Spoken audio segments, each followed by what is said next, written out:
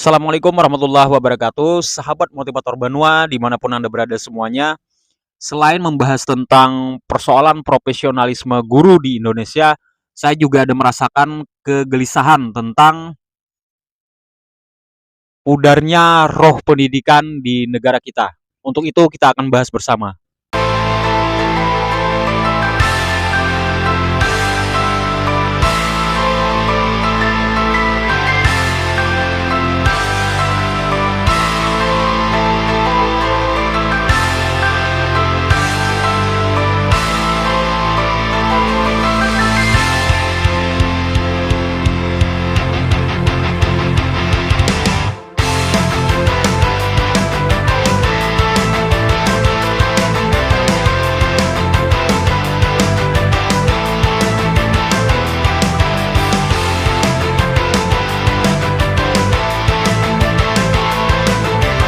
Sahabat motivator Banua, kita memang harus optimis dengan perkembangan pendidikan di Indonesia dan kita percaya bahwa kita harus menuju arah yang lebih baik. Nah, apalagi di masa yang akan datang itu tidak lama lagi kita akan memiliki pemimpin yang baru dengan struktur yang baru, tentunya dengan platform yang juga baru. Nah, namun kita juga harus melakukan ada banyak sekali hal yang ingin kita evaluasi, ingin kita kritisi bersama seperti yang sudah kita lihat di dunia pendidikan kita bahwa kita sekarang sudah mempunyai yang namanya kurikulum merdeka. Ya kan, kita punya profil pelajar Pancasila dan itu membawa angin segar terhadap dunia pendidikan. Namun tetap di satu sisi bahwa kita saat ini memasuki krisis yang namanya darurat kekerasan seksual, darurat kekerasan terhadap anak didik, darurat kekerasan terhadap guru, bahkan juga bullying serta apa namanya kejahatan, kriminalitas bahkan terjadi di dunia sekolah dan itu terjadi secara masif dalam angka yang sangat besar, kemudian jumlahnya juga meningkat setiap tahunnya. Nah, itu kan berarti bukan terjadi secara kebetulan, tapi memang ada secara sistem itu yang bermasalah dalam hal pendidikan kita. Dan saya mengamatinya setelah kita analisa, kemudian melakukan sedikit kajian, juga melalui interview dengan kawan-kawan kita, ternyata kita menemukan ada kesamaan bahwa kita melihat memang ada yang pudar, bahkan ada yang hilang di dunia pendidikan kita. Yang pertama sekali, saya menyorotinya ya. Saya punya cerita sendiri gimana saya mengamatinya. Persoalan yang pertama itu di dunia pendidikan kita adalah kita kehilangan faktor why. Nah, apa yang saya maksud dengan faktor why atau penyebab atau alasan? Saya punya anak gitu ketika dia masih TK, sekarang orangnya sudah SD kelas 4, tapi ketika dia TK, saya menemukan persoalan yang menurut saya itu akan menjadi catatan buat saya ketika di TK besar, bahkan sampai kelas 1 SD kemarin itu, anak saya itu begitu sulit untuk masuk sekolah. Jadi setiap hari itu hampir saya selalu berusaha untuk membujuk, bahkan kadang-kadang itu dia sampai mengeluarkan air mata. Nah, jadi ada dramanya dulu sebelum berangkat sekolah dan itu terjadi hampir setiap hari. Dan saya juga berusaha belajar dari dunia parenting, dari para ahli psikolog dan sebagainya. Gimana cara menanggulangi anak seperti ini? Saya lakukan tips-tips yang dari mereka itu. Nah, baru setelah 6 bulanan berjalan itu mulai membuahkan hasil. Tapi apa yang saya rasakan di situ ternyata yang mengalami itu bukan saya saja. Saya ada masuk di grup, ternyata jutaan orang di Indonesia itu merasakan hal yang sama bahwa anak-anak mereka itu susah sekali sekolah. Mereka merasa memberontak, mereka merasa tidak enjoy dengan sekolah. Jadi terutama di usia-usia SD ya, di mana mereka masih belum terbiasa gitu. Nah, artinya apa? Kalau anak-anak itu ada sedikit diberikan paksaan untuk berangkat sekolah, itu kan artinya mereka tidak menikmati, walaupun ujung-ujungnya ya mereka akhirnya beradaptasi juga karena sesuatu yang dipaksakan itu apapun lama-lama ya akan masuk juga. Kalau kita punya ternak misalnya, si ternak ini kan kalau kita paksa untuk melakukan sebuah program tertentu, kalau dipaksa berhari-hari, berminggu-minggu, berbulan-bulan, ya akhirnya lama-lama dia akan enjoy juga. Nah, tapi yang saya maksud di sini adalah bahwa kalau anak itu masuk sekolah 1 tahun berjalan misalnya, dia nggak paham dengan apa yang dia pelajari, kemudian dia tidak menikmatinya di bangku sekolah tersebut, ada pak-pak pelajaran tertentu yang dia tidak suka, bahkan itu dijejalkan selama bertahun-tahun, itu kan berarti kita telah menaruh racun ke dalam otak anak-anak kita. Makanan saja kalau dihidangkan yang busuk kepada kita, kita akan menolaknya. Tapi kalau dipaksa terus-menerus ya juga akhirnya lama-lama kita akan makan makanan itu. Apa kalau dipaksakan terus-menerus gitu. Jadi di situ kita melihat bahwa ada faktor why yang hilang. Ada faktor alasan siswa ini nggak paham kenapa dia harus masuk sekolah gitu. Kenapa dia harus belajar ada matematika misalnya. Padahal dia nggak suka dengan matematika itu. Dia dijejalkan sesuatu yang dia tidak suka, tidak minat, tidak bakat, malah untuk kepentingan sebuah sistem yang sangat besar. Nah, inilah yang saya coba tentang untuk waktu yang lama. Saya tidak peduli berapa lama saya harus menentang ini, karena semakin lama semakin banyak juga yang menyuarakan hal ini, di mana anak-anak itu merasa terpaksa duduk selama 2 jam pelajaran misalnya untuk sesuatu yang tidak disukainya. Jadi anak-anak itu dicetak seperti robot gitu, yang lama-kelamaan itu bisa saja menghilangkan fitrah nalurinya sebagai anak yang masih suci. Apalagi sekarang kan rumusnya dijejali pakai HOTS, High Order Thinking Skill, berpikir tingkat tinggi. Jadi anak-anak itu bukan saja menghafal, bukan saja mengingat teori-teori, tapi dia juga harus bisa mengaplikasikannya, menerapkannya. Nah, kalau yang disukainya ya nggak masalah. Sesuatu yang disukainya ya nggak masalah. Itu memang menumbuhkan bakat, minat, kemampuan. Nah, tetapi bagaimana kalau ada pelajaran-pelajaran tertentu yang tidak disukainya? Sehingga anak-anak itu akan tercetak seperti robot, dia berjalan hanya karena pembiasaan, hanya karena ditanamkan program ke dalam otaknya, ke dalam unconscious mind-nya. Jadi dia bergerak itu sehari-hari seperti mayat hidup gitu, seperti zombie. Dia bergerak sekolah itu tanpa nyawa, tanpa roh. Ya persis seperti robot, dia berbaris di halaman, kemudian masuk kelas, kemudian menerima pelajaran, dan kadang-kadang dia kan biasanya kita akan temukan anak-anak yang pikirannya melayang keluar gitu. Dia tidak hadir pada saat itu di kelas. Nah, kalau jumlahnya ini masif, berarti ada yang salah dengan pendidikan kita.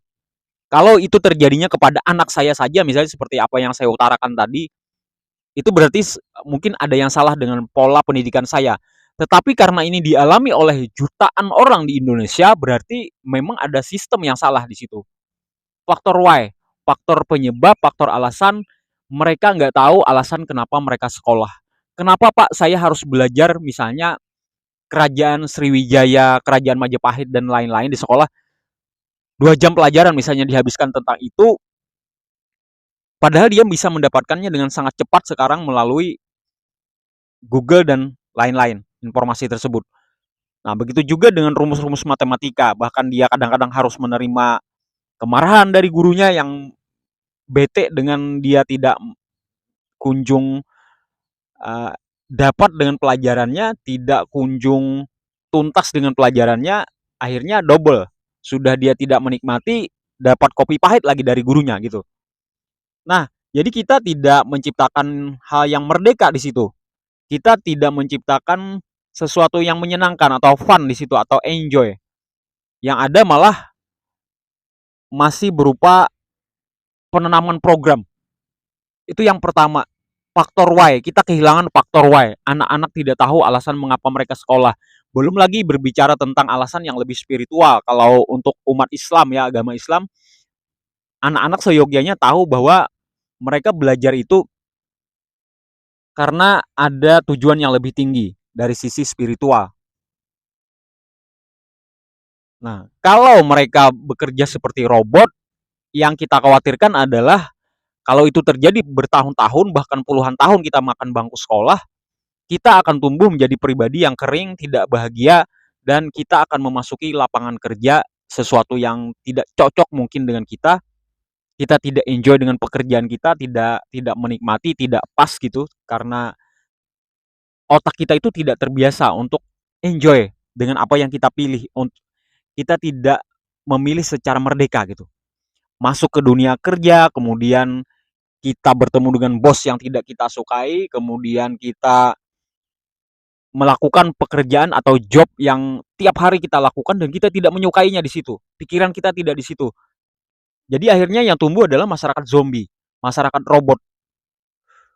Nah, belum lagi kalau bicara tentang bertemu dengan pasangan.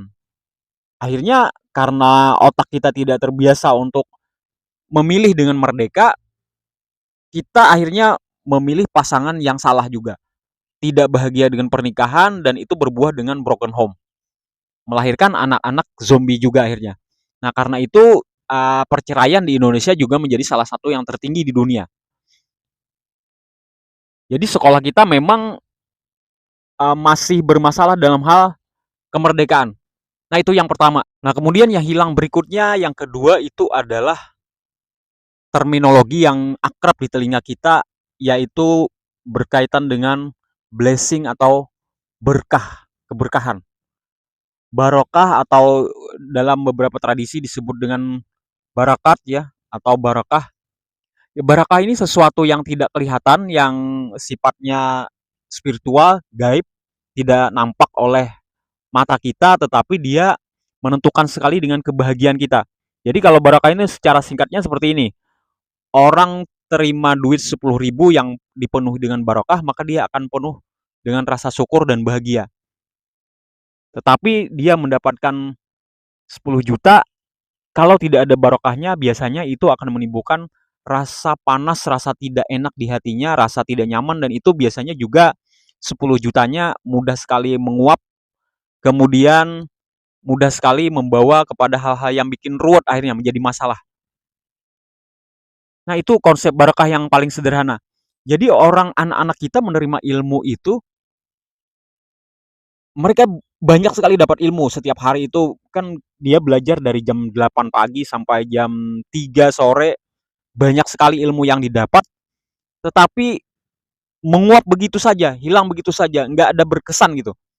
Dari 1.000 yang dikasihkan, itu yang masuk nempel ke otak yang menimbulkan kesan misalnya cuma 50 misalnya. Nah, ini kan juga masalah sekali. Jadi kita kehilangan konsep barokah, di mana barokah ini juga salah satunya itu ditandai dengan penghormatan yang luar biasa terhadap guru, kemudian dengan teman sekelas, penghormatan dengan teman sejawat dan lain-lain. Nah, itu malah semakin lama semakin pudar kita temukan di negara kita. Barokah ini lagi juga bisa ditandai dengan keakraban siswa dengan guru misalnya. Kalau di zaman dulu itu kan banyak sekali anak-anak kita itu yang gotong royong dengan gurunya, misalnya bikin kue bersama, kemudian dibagikan kepada tetangga sekitar, kemudian ada juga yang mereka itu bikin bersama kelompoknya di luar, kemudian ketika sampai ke sekolah itu dikasihkan kepada guru-gurunya. Kerjasama, ada sesuatu gotong royong yang timbul dan itu nampak sekali dalam keseharian. Dan ini mungkin juga merupakan ciri khas negara kita ya, sebagai negara yang penuh dengan perasaan guyup, gotong royong, itu juga memudar seiring dengan masuknya K-pop dan lain-lain. Nah, konsep barokah inilah yang seharusnya semakin kita pelihara, budaya cium tangan dengan guru, budaya menunduk dengan guru, kemudian rasa hormat yang luar biasa. Itu kan sekarang mulai tergantikan dengan apa namanya? Budaya pertemanan dengan guru. Kan seperti itu. Makanya sekarang banyak sekali guru-guru yang chatting dengan muridnya, kemudian yang mengarah kepada hubungan seksual dan lain-lain. banyak sekali terjadi di negara kita. Jadi mengapa kita mengalami darurat seksual, salah satunya ya disebabkan itu tadi. Hierarki itu mulai menjadi tidak jelas. Anak-anak bisa dengan seenaknya berteman dengan guru, bergaul dengan guru, kemudian panggilannya pun juga sembarangan. Kadang-kadang bahkan dalam banyak kasus kita temukan di media massa itu banyak sekali kekerasan juga yang dialami oleh para guru. Nah, mungkin juga saya mengamatinya salah satunya seperti ini, karena pemerintah kita tidak memperlakukan guru secara mulia. Kesejahteraannya tidak diangkat, kemudian tidak ada kampanye masif untuk memuliakan guru. Nah, itu kan membuat anak-anak kita itu menjadi kualat berjamaah jadinya kepada para guru-guru kita. Nah, itulah yang menjadi kegelisahan saya dan ini banyak juga dirasakan oleh kawan-kawan yang lain, betapa anak-anak kita itu sekarang mereka malah favoritnya kalau di tempat kami sebagai salah satu provinsi yang religius ya, itu sekarang banyak sekali yang beralih ke sekolah-sekolah berbasis agama. Karena mereka lebih percaya di situ. Artinya negara dalam hal ini tidak concern, tidak perhatian dan boleh dikatakan gagal dalam hal mengurus meningkatkan marwah para guru ini. Barokahnya tidak jalan gitu, tidak muncul, tidak terangkat secara nasional. Itu yang kedua, yang hilang atau pudar dari sistem pendidikan kita. Pemuliaan terhadap guru atau barokah atau unsur spiritual. Nah, kemudian yang ketiga adalah yang hilang dari pendidikan kita atau mulai memudar dari pendidikan kita. Semangat yang ditanamkan oleh Ki Hajar Dewantara ketika membangun Taman Siswa adalah membangun sebuah pendidikan yang selamat dan bahagia. Jadi menurut Ki Hajar Dewantara simpel sekali, tujuan pendidikan itu adalah untuk membuat manusia itu selamat dan bahagia.